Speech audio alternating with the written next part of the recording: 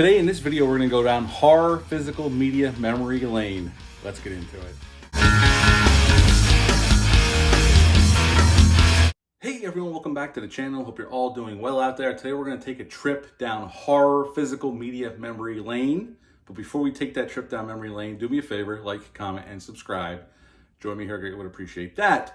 This morning I was going through my whole movie collection, as one does from time to time, rearranging some things and just trying to remind myself of everything I have, although I usually have a good fix on it in my brain. But some things that I've had for a very long time, and I came across these beautiful sons of a bitches while I was doing that. And I knew I had them. I haven't looked at them in quite some time, so I pulled them out and I started looking through them, and I figured, let's do a video about these bad boys, because these were released by Anchor Bay, when Anchor Bay was a big thing, and especially in horror or physical media back in the day. And they released these back in the early 2000s, like 2000, 2001. And I have, what I have here is what I bought at the time when they were released: Halloween 4 and 5, The Beyond, and Hellraiser 1 and 2, in these gorgeous tins that are awesome, by the way. I know there was an Evil Dead 2 tin as well. I don't remember what else they had. I think they had a Wicker Man set that came out in like a wooden box. That was pretty cool. I've never seen that up close. I saw the Evil Dead tin, but I purchased these ones. And we're just gonna go through them right now and just take a trip down memory lane to the good old days of Anchor Bay physical media releases. And first we're gonna start off with that Halloween 4 one. Pull this one down. You know, the classic posters on the front. On the back, they list the special features. Now in this one, it's a widescreen presentation, Dolby Surround 5.1. And then there was the final cut 17-minute documentaries on here. I know they put it on the new box set from Scream Factory, theatrical trailer. And inside these came with an insert with production notes. And here was some information about the production. And then what they gave you was obviously the movie on DVD. This was a big deal when it came out. I remember, at least for me, because I'm a huge Halloween fan and I love Halloween 4. So when this came out, now this is back in the days of dial-up internet, but I remember purchasing this thing as soon as I heard it was going to be released. And I've had it ever since then. When it was released back in the early 2000s, it's been in my collection.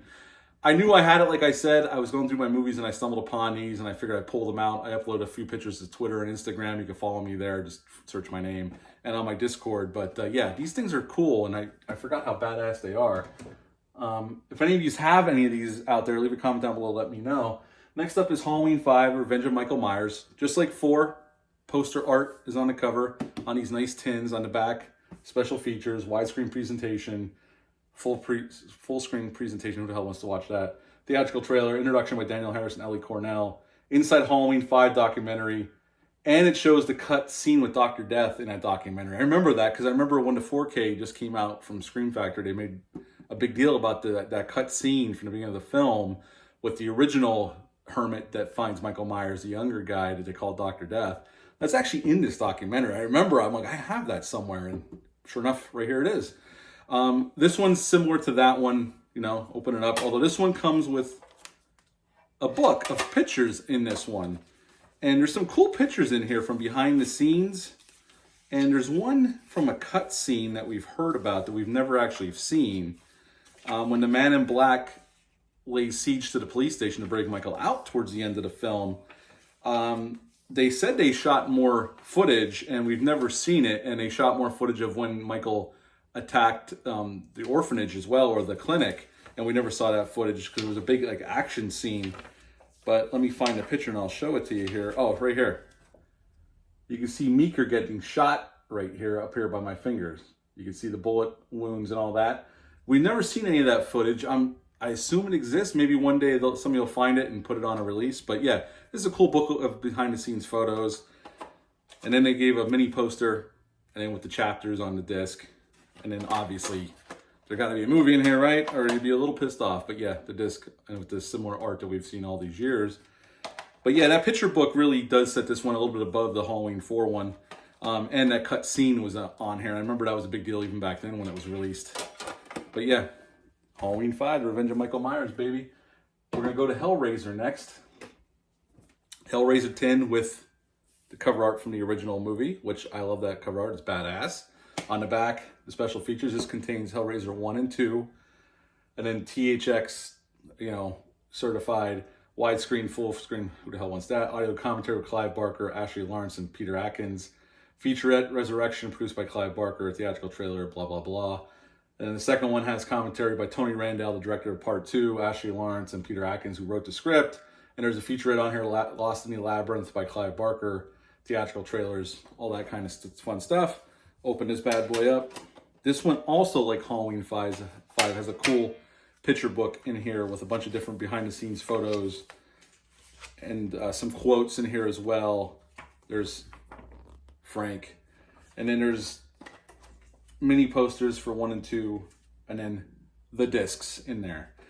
This was a cool set because I always liked Hellraiser, and when I heard this was announced as well, just like Halloween 4 and 5, I purchased it right away on my dial-up internet, which took forever. If you remember those days when we were slumming it, and now we're spoiled rotten, and if it gets slow just for a second, we're pissed off.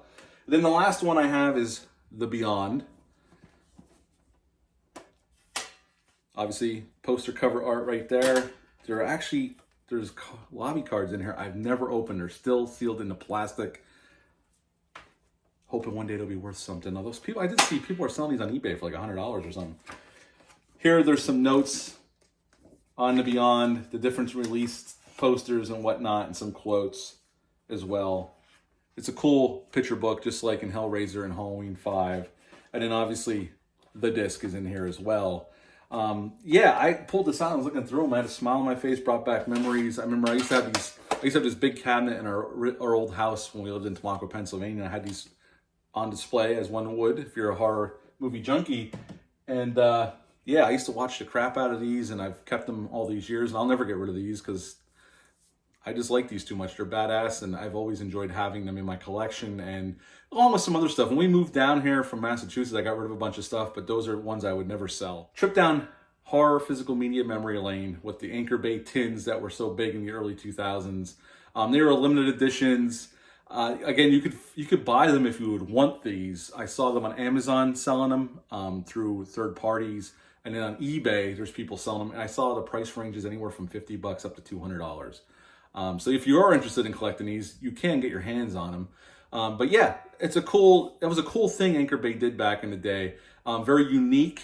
And Anchor Bay used to do a lot of cool things. They released The Evil Dead with the book, which I have. Sometimes I have it in my background here when I do reviews. It's getting, it's starting to fall apart because it's so old. But Anchor Bay used to do a lot of cool stuff like that. And then they were bought out by Stars. They continue releasing releases, and then now we have Scream Factory. Anchor Bay is no more, but now we got Scream Factory, and they release cool stuff as well. But I thought this was cool to do a video on and just take a trip down memory lane to a time when we were getting releases like this, and it's pretty badass. Yeah. Have you ever seen these? Did you own any? Have you ever had them? Let me know down below. Just leave a comment. Hit the thumbs up, subscribe button, share this video. I would appreciate that. I'll be back later in the week with a review for Phantom of the Opera, and Friday be on the lookout at 8 o'clock on my channel. I'm going to live stream with a special guest, a good friend of mine, Dale_A from the Bat Inspired Podcast. So we're going to be talking about the 2001 slasher film, Valentine, just in time for Valentine's Day. Just hang out with us on Friday night as we drink a few beers and discuss that slasher film. And until next time, bye.